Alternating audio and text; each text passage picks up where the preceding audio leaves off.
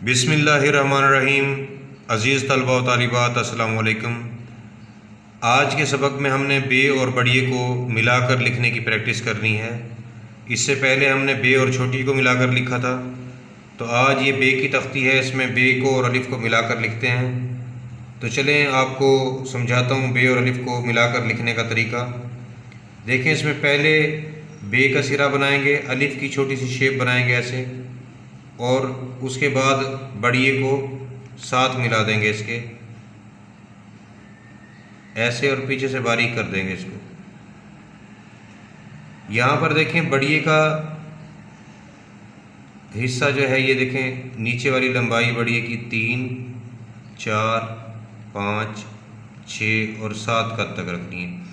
यहाँ पर अगर हम एक कत लगाते हैं दरमियान में तो ये मिल जाता है, और साथ एक ही कत स्पेस बचती है। उसके बाद एक और कत लगाते हैं तो यहाँ पर 2 कत स्पेस होनी चाहिए हमारे पास। ये देखिए, यहाँ पर मिल जाता है आके।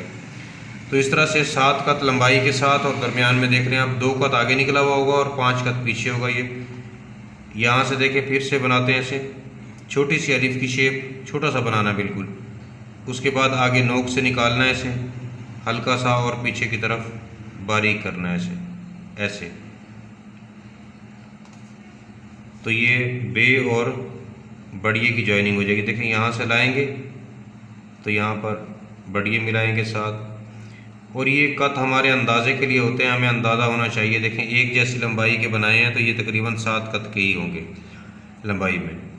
तो इसको आराम से लिखना है बिल्कुल। ऊपर अगर आपसे अलिफ की शेप नहीं बनती तो आप ये देखें, मैं नीचे समझा रहा हूँ तरीका इसका। आप यहाँ पर सिर्फ लाइन ले आएँ इस तरह की, और दूसरी लाइन आपकी बारीक होनी चाहिए। आगे से गोल नहीं करना है इसको, यहाँ से ला के बारीक करेंगे बग़ैर लाइन से उठाए। देखें, एक कत है यहाँ से मोटाई बड़िए की, तो इसकी बैक साइड से भी एक ही कत मोटाई है। ऊपर उठाना नहीं है, सिर्फ बारीक करना है पीछे से।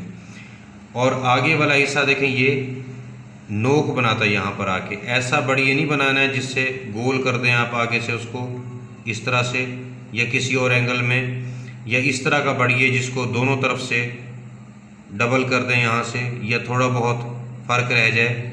ये देखें, बड़िए का ऊपर वाला हिस्सा छोटा बनाना है ये, और पीछे से 7 कत। ये तो आप प्रैक्टिस कर चुके हैं। तो ये जॉइनिंग पर आपने जस्ट इसके ऊपर बे का सिरा बनाना है। एक लाइन पर 3 बार लिखेंगे यहाँ से।